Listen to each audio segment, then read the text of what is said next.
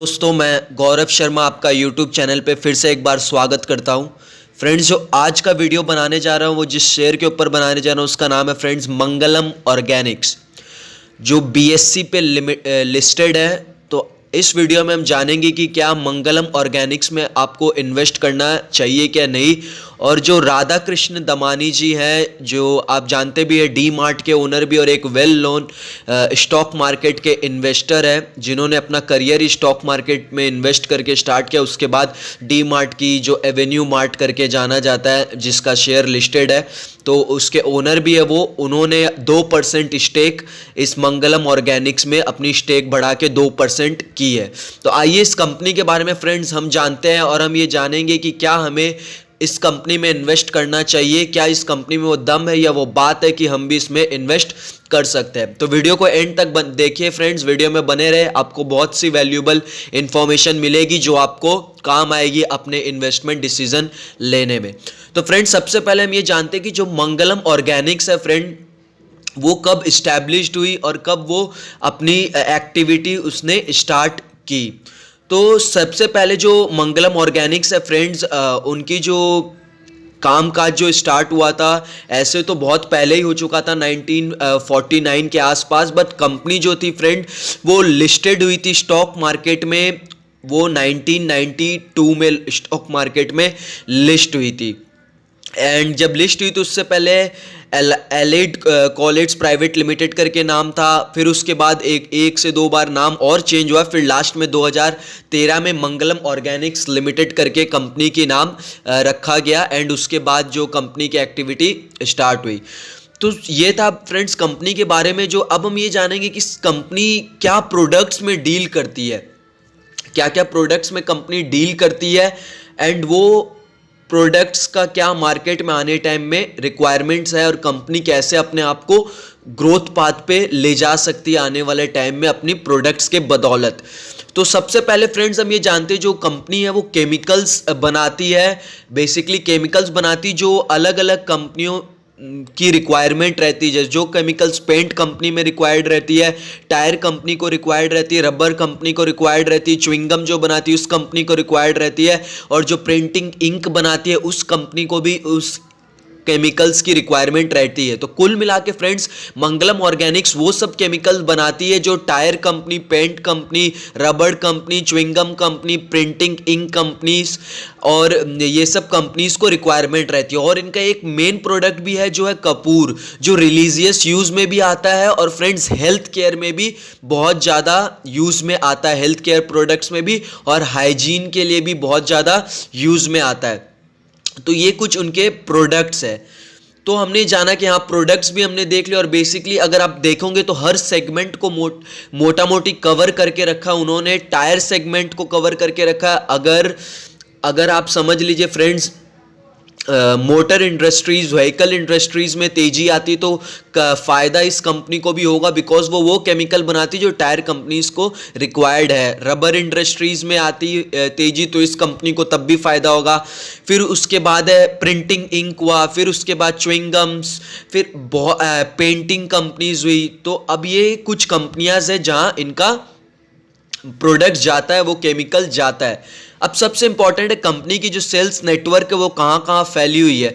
मुंबई में है, हैदराबाद में, कोलकाता में, दिल्ली, फरीदाबाद, जो जहाँ उन्होंने सबसे पहले स्टार्ट किया था फरीदाबाद, एंड उसके बाद जम्मू में, चेन्नई, बेंगलुरु में। तो कंपनी का सेल्स नेटवर्क फैला हुआ है, अच्छा खासा फैला हुआ है। एंड अभी भी कंपनी अपनी और एक्सपेंशन की ओर जा रही है। फिलहाल जो स्टॉक है बीएससी में लिस्टेड है, बॉम्बे स्टॉक एक्सचेंज में।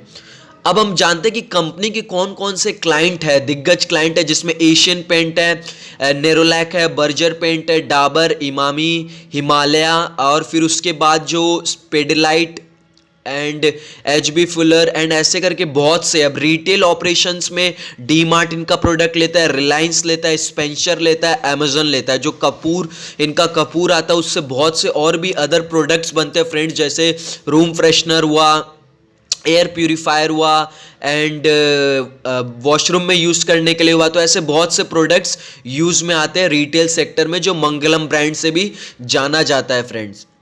तो ये तो रहा इनके कुछ प्रोडक्ट्स के बारे में, ये कुछ प्रोडक्ट्स की इमेज है। मोटा मोटी फ्रेंड्स जो हाइजीन के लिए भी इनका प्रोडक्ट्स है, रिटेल सेक्टर, रिटेल मार्केट को कवर अप करके रखा है जो है कपूर। तो हमने प्रोडक्ट के बारे में जाना, हमने ये जाना कि क्या प्रोडक्ट्स में दम है, क्या कंपनी के आगे ग्रोथ है, क्योंकि फ्रेंड्स जो भी केमिकल सेक्टर है उसमें आने वाले टाइम में ग्रोथ इसीलिए है क्योंकि आप जो भी प्रोडक्ट बनाओगे फ्रेंड्स उसके लिए सबसे इंपॉर्टेंट है केमिकल।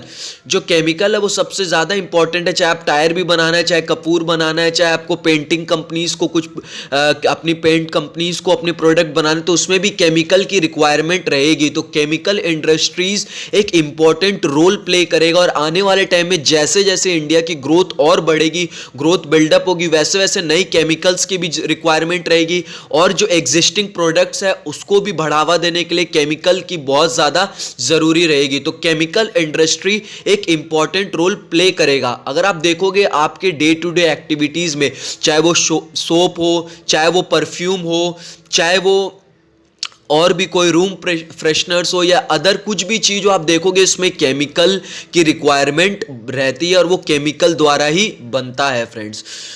तो ये तो हमने जाना कंपनी के प्रोडक्ट के बारे में। अब हम जानते हैं कि कंपनी ने परफॉर्मेंस कैसा दिखाया है। ये तो प्रोडक्ट की बात रही, बट मार्केट में कैसा परफॉर्मेंस दिखाया। तो अगर आप शेयर की बात करोगे फ्रेंड्स तो पिछले 5 सालों में कंपनी ने 1600% का रिटर्न दिखाया है। पिछले 2 साल में एवरेज है 140% का। 1600 मतलब आपका पैसे को 16 गुना कर दिया पिछले 5 साल में, और उसके बाद 2 साल में 100% के आसपास, साल भर में आधा % के आसपास, 6 मंथ में 56 और 3 मंथ में, पिछले 3 मंथ में 92%। तो ये आप फ्रेंड्स देख सकते हो कंपनी की ग्रोथ शेयर में। अब हम सबसे इंपॉर्टेंट है फ्रेंड्स जो कंपनी के इंपॉर्टेंट रेशियोज हैं वो हम जानेंगे। तो उसके लिए फ्रेंड्स आप कंपनी की रेशियोज जानने के लिए और उसकी एक्टिविटी जानने के लिए आप screener.com पे भी जाके चेक कर सकते हो। तो अब हम यहाँ देख रहे हैं जैसे कंपनी की मार्केट कैप है फ्रेंड वो है 393 करोड़ की, करीबन 400 करोड़ के आसपास की मार्केट कैप है। 52 वीक्स का जो हाई है फ्रेंड वो 464 रुपीस का है और लो है 120 रुपए का। कंपनी की जो बुक वैल्यू है फ्रेंड्स वो है 196 की। मतलब बुक वैल्यू फ्रेंड्स आप समझते हो कि अगर आज कंपनी अपना धंधा सब कुछ बंद कर देती है, सब कुछ लपेट लेती है, तो उसके बाद कंपनी की जो एक्चुअल बुक एसेट्स जो है कंपनी के पास वो मिला के उसकी वैल्यू कितनी होगी। तो वो बुक वैल्यू फ्रेंड्स 196 रुपए की बुक वैल्यू है। सबसे इंपॉर्टेंट है फ्रेंड देखने वाली बात है वो कंपनी की पीई, प्राइस टू अर्निंग, जो बहुत इंपॉर्टेंट है। प्राइस टू अर्निंग आप देख रहे सिंगल डिजिट में है, 7 की प्राइस टू अर्निंग है। और यही अगर आप ये इस इंडस्ट्रीज का मतलब ये जो केमिकल इंडस्ट्री है उसकी अगर आप पीई देखोगे तो 14-15 है, वहां पे ये पीई 7 पे मिल रही, तो बहुत ही सस्ते वैल्यूएशन पे मिल रही है अगर आप पीई के लिहाज से देखोगे। तो 7 का पीई इसका मतलब ये कि आपका 7 रुपया ही अगर आपसे ले रही तो उस पर 1 रुपया आपको कमा के दे रही है। और price to earning ratio friends बहुत ज़्यादा इंपॉर्टेंट रोल भी प्ले करता है। बट उसके साथ साथ हमें यह भी देखना है कि क्या कंपनी की जो पी वो सस्ता है। प्राइस टू अर्निंग हमने देखा 7 है, सस्ता है, बट क्या एक्चुअल में कंपनी सेल्स दिखा रही है, मतलब समझ रहे हो आप बात की कंपनी में ग्रोथ भी है या नहीं है। सिर्फ कंपनी इसीलिए सस्ती हो गई क्योंकि उसमें ग्रोथ नहीं है और सब माल बेचे जा रहे हैं तो इसलिए पी, क्योंकि पी कम है तो उसका 2 रीजन है फ्रेंड्स, कंपनी की प्रॉफिट ज्यादा हो रही है या तो शेयर प्राइस बहुत ज्यादा गिर चुका है उसके प्रॉफिट के अकॉर्डिंगली। तो शेयर प्राइस 2 कीमत पे ही गिरता है, या तो कंपनी में दम नहीं है तब शेयर प्राइस गिरते जा रहा है क्योंकि मार्केट को कॉन्फिडेंस नहीं आ रहा तो शेयर प्राइस गिर रहा है, उसके बदौलत पी रेशियो भी कम होते जा रहा है। और या तो फ्रेंड्स ये है कि शेयर प्राइस तो ठीक है कंपनी का बट प्रॉफिट इतना ज़्यादा कर रही है कंपनी कि पी रेशियो कम है, कम मेंटेन किया हुआ है। क्योंकि प्राइस टू अर्निंग आपको नहीं पता कैसे निकाला जाता है तो उसका वीडियो का लिंक मैं डिस्क्रिप्शन में शेयर कर दूंगा। तो P7 का फ्रेंड्स अब सबसे important ROE, return on equity, वो है 78%। आप समझ रहे, रिटर्न ऑन इक्विटी एक स्टैंडर्ड देखा जाता है कि 15 का रहना चाहिए आपकी जो इक्विटी, आपके जो पैसे उस पर रिटर्न कितना है। तो यहां आप देख रहे ROE 78% का रिटर्न ऑन इक्विटी है। अब सेल्स ग्रोथ की बात करें फ्रेंड्स तो पिछले 3 सालों में एवरेज सेल्स ग्रोथ है 35% के आसपास कंपनी की। तो ये तो रही कुछ कंपनी की बातें। अब स्टॉक प्राइस भी आप देखोगे तो अच्छी मतलब उछाल चल रही स्टॉक प्राइस में।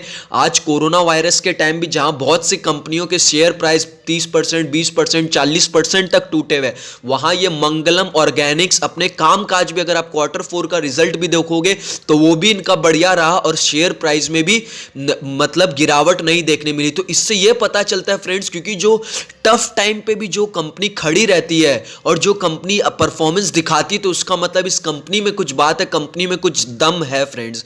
तभी वो टफ टाइम में जहां सब गिर रहे हैं वहां वो बढ़ रही। क्योंकि देखो फ्रेंड्स, अच्छे टाइम में तो सब बढ़ जाते हैं, बट जो खराब टाइम में भी टिका रहता है तो उस कंपनी में बात है, उस कंपनी में दम है। अब हम कंपनी के कुछ इंपॉर्टेंट जो रेशियोज, हमने सेल्स रेशियो देखा, हमने सब कुछ समझा, बट आइए हम कंपनी के कुछ प्रॉफिट लॉस स्टेटमेंट समझने की कोशिश करते हैं।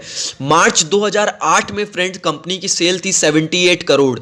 अब वहां से देख रहे हैं मार्च 2019 में 113 करोड़, फिर उसके बाद 146 करोड़, फिर मार्च 2011 में 190 करोड़, फिर मार्च 2012 में 220 करोड़, मार्च 2013 में 210 करोड़, फिर 231 करोड़ मार्च 2015 में। ऐसे करते करते मार्च 2019 तक कंपनी की सेल्स 425 करोड़ की।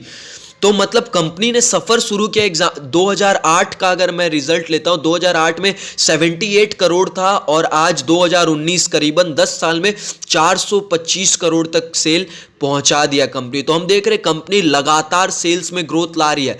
बट अगर आप पिछले साल से कंपेयर करो, मार्च 2018 जहां 241 करोड़ की सेल थी, वो उसमें करीबन उसको डबल डिजिट पे पहुंचा दिया और 425 करोड़ की सेल्स। तो कंपनी ग्रोथ एकदम ताबड़तोड़ ग्रोथ दिखा रही है। अब हम कंपनी के नेट प्रॉफिट समझते हैं फ्रेंड्स। जो 2008 में कोई प्रॉफिट नहीं थी, 2009 में 1 करोड़ के आसपास प्रॉफिट थी और वही प्रॉफिट करीबन 73 करोड़ हो गई है फ्रेंड्स 10 साल में। और 2008 में 14 करोड़ की प्रॉफिट थी, जो 2018 में जो 14 करोड़ की प्रॉफिट थी, 2019 में 73 करोड़। तो जबरदस्त आप देख रहे कंपनी की प्रॉफिट में भी ग्रोथ दिख रही है। तो इससे क्या पता चल रहा है फ्रेंड्स, अगर आप ग्रोथ देख रहे हो कोई चीज में तो मतलब कंपनी कंसिस्टेंट है। ये नहीं कि किसी साल ज्यादा ग्रोथ दिखा रही फिर किसी साल कम। कंपनी अपनी कंसिस्टेंसी जो है वो बनाए रख रही है, सस्टेनेबिलिटी बनाए रख रही है और स्टेबिलिटी अच्छी बनाए रख रही है और सेल्स में लगातार ग्रोथ हमें देखने मिल रहा है। अगर आप लास्ट 10 ईयर का सेल्स में ग्रोथ देखोगे तो 14% का ग्रोथ है, 5 ईयर में 12 और लास्ट 3 ईयर का तो 35%। मतलब लास्ट 3 से 5 ईयर में कंपनी ने अच्छा टर्न अराउंड दिखाया और ग्रोथ के पाथ पे और तेजी से बढ़े जा रही है। रिटर्न ऑन इक्विटी भी फ्रेंड देखोगे लास्ट 10 ईयर का 23 है। मतलब पिछले 10 साल का भी अगर आप एवरेज निकालोगे तब भी रिटर्न ऑन इक्विटी, आपकी इक्विटी पे जो रिटर्न है वो 23% का है। लास्ट ईयर का देखोगे तो जबरदस्त रिटर्न है 78%। पर फिर भी अगर आप सबसे कम भी लोगे, कंजर्वेटिव होके भी चलोगे तो 23% का रिटर्न ऑन इक्विटी है। ये सबसे इंपॉर्टेंट है। अब हम कंपनी की अगर कुछ शेयर होल्डिंग पैटर्न को समझे फ्रेंड्स, शेयर होल्डिंग पैटर्न अगर आप देखोगे तो ये भी एक इंपॉर्टेंट रोल प्ले करता है, क्योंकि सितंबर 2017 में जो कंपनी के प्रमोटर्स थे उनकी होल्डिंग 46% थी और आप देख रहे हो लगातार प्रमोटर्स ने अपनी होल्डिंग बढ़ाई है। जिस भी कंपनी में अगर प्रमोटर्स अपनी होल्डिंग बढ़ाती है फ्रेंड्स, 46% से प्रमोटर ने अपनी होल्डिंग बढ़ा के 54% तक ले आए हैं जून 2020 में। तो इसका मतलब ये कि कंपनी के प्रमोटर्स को अपनी कंपनी पे विश्वास है जिसमें वो काम काज करे, तभी तो प्रमोटर होल्डिंग्स बढ़ा रहे हैं। नहीं तो अगर कोई फ्रॉड का प्रमोटर रहता है जैसे यस बैंक का हुआ तो वो आपको दिखेगा अपनी प्रमोटर होल्डिंग अपनी घटा रहा है यस बैंक का। आपको दिखा होगा, अगर आप किसी ने अगर नोटिस किया होगा तो यस बैंक का जो प्रमोटर्स था अपनी होल्डिंग घटाया जा रहा था। ऐसे बहुत से अदर कंपनीज है उसमें प्रमोटर, क्योंकि प्रमोटर को ही सबसे पहले पता चलता है कि मेरे कंपनी में क्या बात और क्या चल रहा है और क्या होने वाला और आने वाले टाइम में क्या फ्यूचर है। अगर वो अपनी स्टेक को घटा रहा है तो ये एक रेड साइन है, लाल घंटी का संकेत है फ्रेंड्स, क्योंकि उसमें कुछ गड़बड़ है जो प्रमोटर्स को पता है, इसीलिए वो अपना माल खाली कर करके निकलने की चेष्टा में। बट मंगलम ऑर्गेनिक्स में आप देखोगे प्रमोटर्स ने अपनी स्टेक 49% से बढ़ा के 54% तक कर ली जून 2020 तक। तो प्रमोटर्स को अपने धंधे पे विश्वास है, तभी तो वो बढ़ा रहे फ्रेंड्स अपनी स्टेक। तो ये भी एक अच्छा संकेत है। अब सबसे इंपॉर्टेंट है इसमें पब्लिक इन्वेस्टर्स में जो कुछ बड़े नाम है जिनका मैं अब नाम लूंगा, एक ही जन का है, राधा कृष्ण दमानी जी, जो आप जानते हो डी मार्ट के भी ओनर हैं एंड उन्होंने अपना करियर स्टॉक मार्केट से ही शुरू किया था। उनकी इसमें स्टेक है 2% स्टेक उन्होंने ली है अभी जून 2020 में, राधा कृष्ण दमानी जी ने। अब मैं ये नहीं बोल रहा फ्रेंड्स कि उन्होंने स्टेक लिए तो आप ले लो, क्योंकि उनका जो टाइम होराइजन हो सकता अलग हो, उनका नजरिया अलग हो कंपनी पे। तो हमें अगर ऐसा दिखने मिल रहा है कि अगर राधा कृष्ण दमानी जी लिए या राजेश झुनझुनवाला जी लिए तो हम भी उसमें स्टेक ले ले फ्रेंड्स, क्योंकि उनका नजरिया अलग हो सकता है, उनकी रिस्क रिवॉर्ड रेशियो अलग है, उनका कंपनी को देखने का तरीका अलग हो सकता है, या उन्होंने कुछ अलग प्रोस्पेक्टिव से लिया। तो हम उस चीज में नहीं जा रहे, बट हम जब कंपनी को खुद एनालाइज कर रहे हैं फ्रेंड्स, तो हमें देखने मिल रहा है कि हाँ कंपनी में दम है, कंपनी में कामकाज है, तभी कंपनी की शेयर प्राइस भी आज हम बढ़ते हुए देख रहे हैं। बिना कामकाज के ऐसे ही सिर्फ हवा में शेयर प्राइस नहीं बढ़ रही फ्रेंड्स। तो ये हमने इस वीडियो में जाना।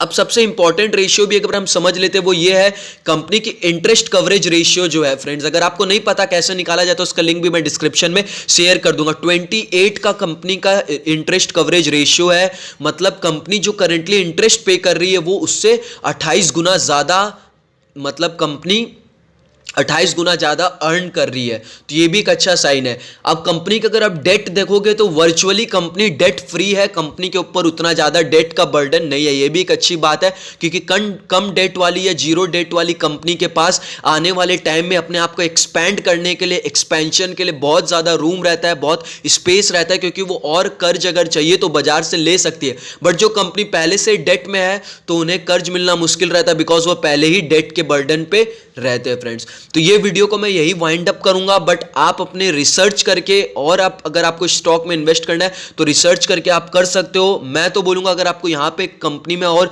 15-10% अगर स्टॉक में गिरावट मिलती है तो वहां आपको परचेस करना चाहिए 650 के टारगेट के लिए। फ्रेंड्स वीडियो यहीं वाइंड अप करूंगा। Thank you for watching this video. Channel को सब्सक्राइब करें, वीडियो को लाइक करें, जिससे मैं इस तरह की वीडियोस लगातार लाता रहूं। और thank you for watching this video friends. जय हिंद।